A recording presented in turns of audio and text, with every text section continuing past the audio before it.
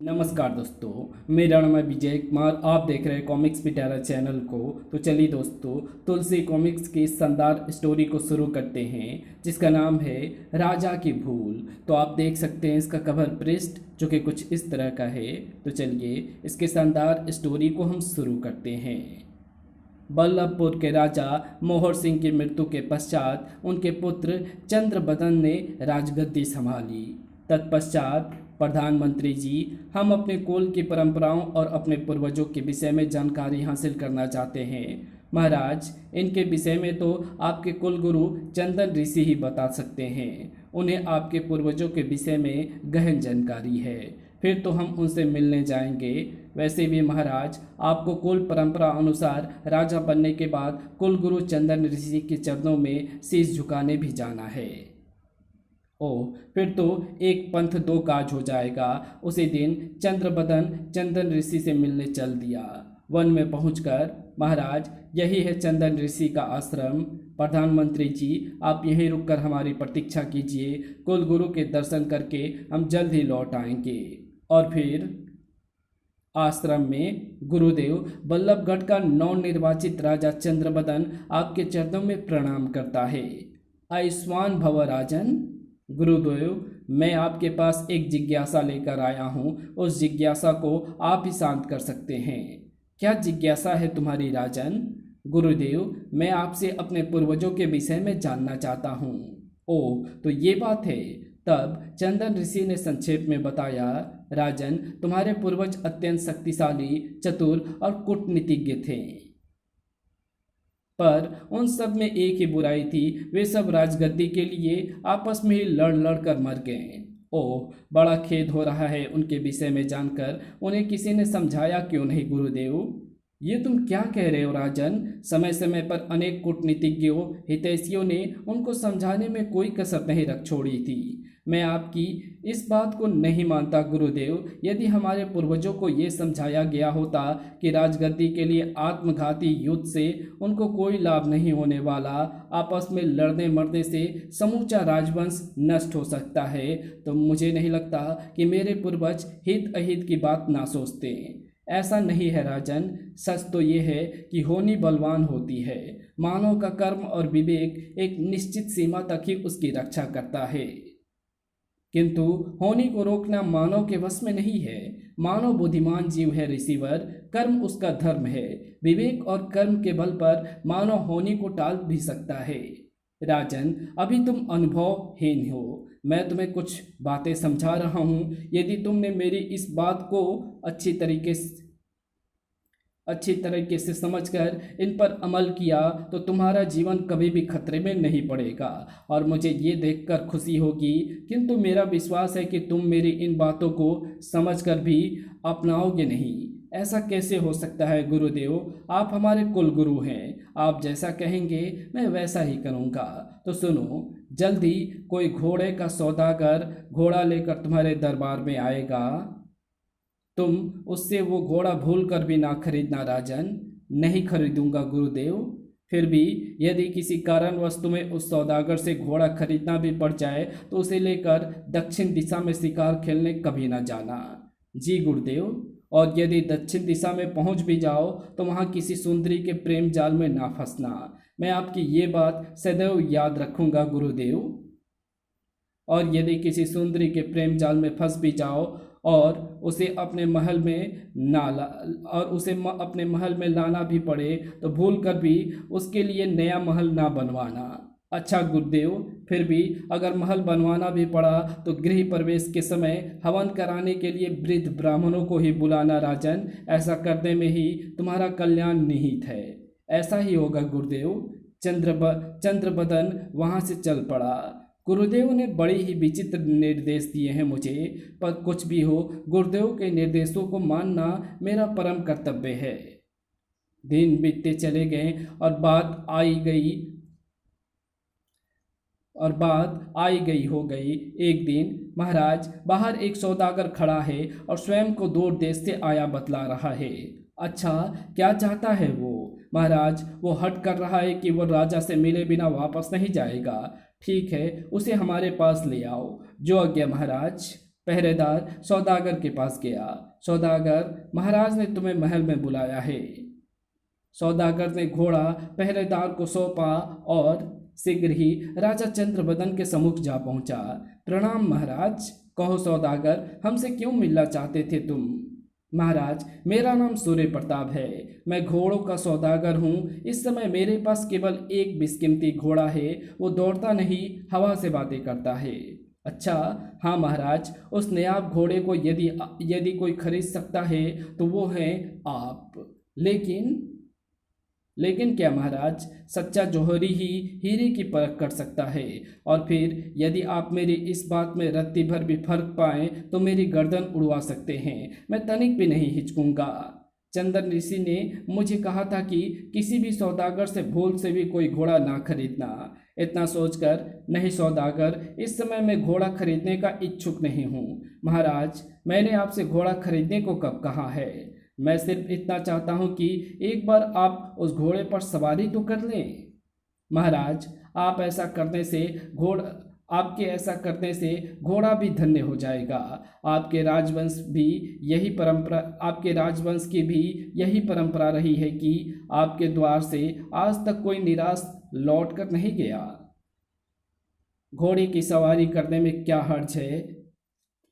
मेरा ऐसा करने से दूर देश से आए इस सौदागर का मान भी रह जाएगा। ठीक है सौदागर, हम घोड़े पर केवल सवारी करके देखेंगे। मैं इसी से धन्य हो जाऊंगा महाराज। वे दोनों घोड़े के पास आए। देखने में तो घोड़ा उत्तम है। चंद्रबदन घोड़े पर चढ़ा और घोड़ा कुछ दूर तो हल्की चाल चला और फिर सर पर दौड़ने लगा। ऐसा लगता है मानो हवा से बातें कर रहा हूँ मैं। ऐसा घोड़ा तो वाकई खरीदने के लायक है। उसके दिमाग में चंदन ऋषि की घोड़ा ना खरीदने वाली बात पूरी तरह निकल गई जब वो सौदागर के पास आया। सौदागर, हमें तुम्हारा घोड़ा बेहद पसंद आया। और उसने घोड़ा सौदागर से मुँहमांगी कीमत पर खरीद लिया।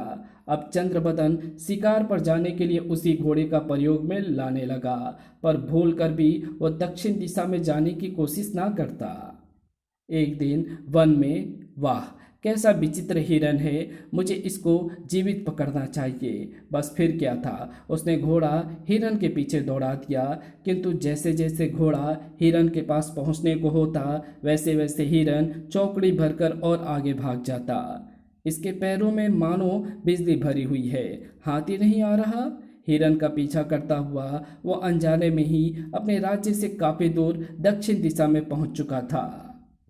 तभी धाड़, ओ धड़ाम धाड़, चंद्रबदन की चेतना लुप्त होती चली गई। ना जाने कब उसकी चेतना वापस आई। मैं कहाँ हूँ? ओह, इन्हें होश आ गया। दासी दौड़कर कक्ष से बाहर आई। राजकुमारी जी, घायल युवक को होश आ गया है। अच्छा। राजकुमारी चंद्रबदन के कक्ष में आई। अब आप कैसे हैं? क्या आप मुझे अपना परिचय देंगे? मैं बल्लभपुर का राजा चंद्रबदन हूँ सुंदरी।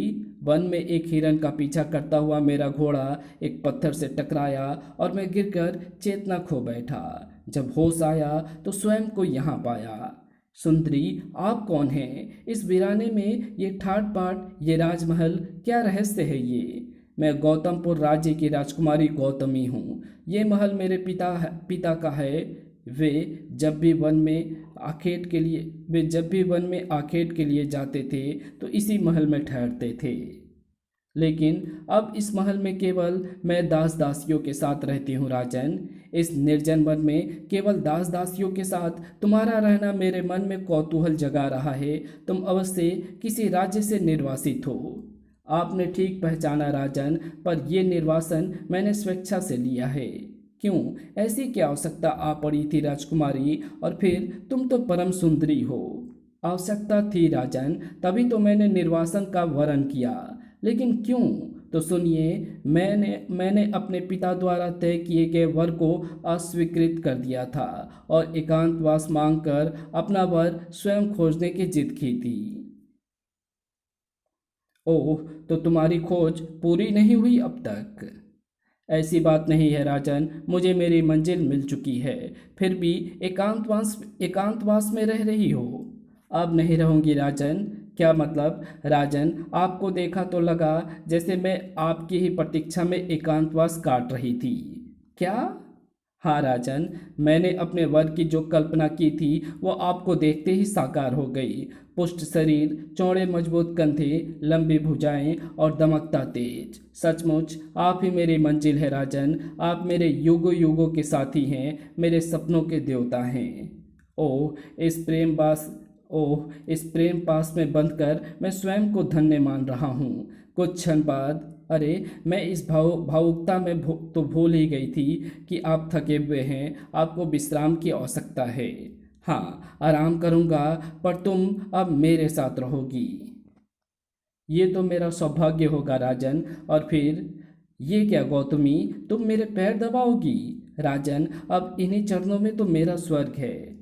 इतनी रूपवती और गुणवती कन्या तो हमारी रानी बनने योग्य है। ये सोचकर गौतमी मुझसे विवाह करोगी? ओह, आपके मुख से इन्हीं शब्दों को सुनने के लिए तो मेरे कान तरस रहे थे राजन।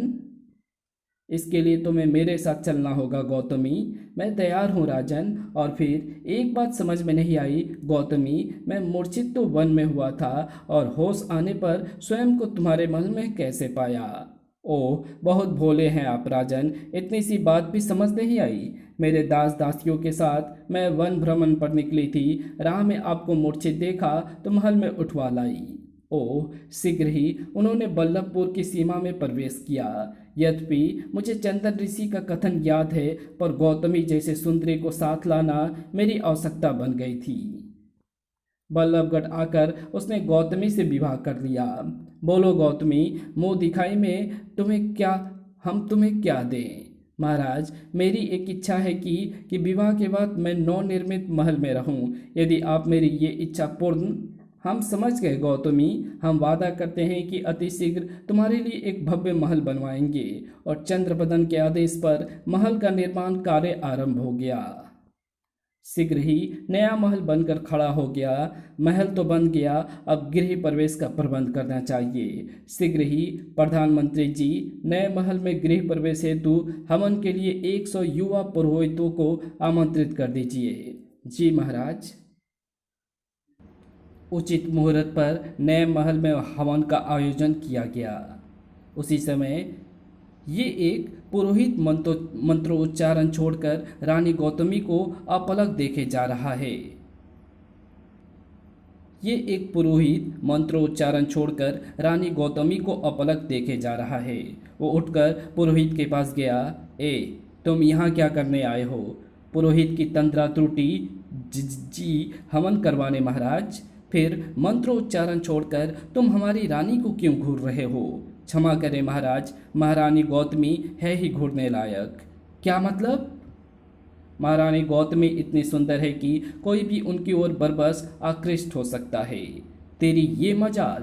क्रोध में कांपते चंद्रबदन ने तलवार म्यान से खींची और खचाक। ओह महाराज, आपने ये क्या अनर्थ कर डाला? एक ब्राह्मण पुत्र की हत्या। अब हम इस हवन को पूर्ण नहीं करवाएंगे। जैसे ही वे सब जाने लगे, रुक जाओ सब जहाँ के तहाँ रुक गए। तुम लोगों की इतनी हिम्मत कि हमारा हवन अधूरा छोड़कर जा रहे हो। ओह, अगले ही पल खच खचाक शीघ्र ही उसने सारे पुरोहित को मार गिराया। आपने ये क्या किया महाराज? चंद्रबदन को ब्रह्म हत्याओं का साप लगा और वो तुरंत ही कोढ़ी हो गया। ओह, ये क्या? मुझे कोढ़ हो गया।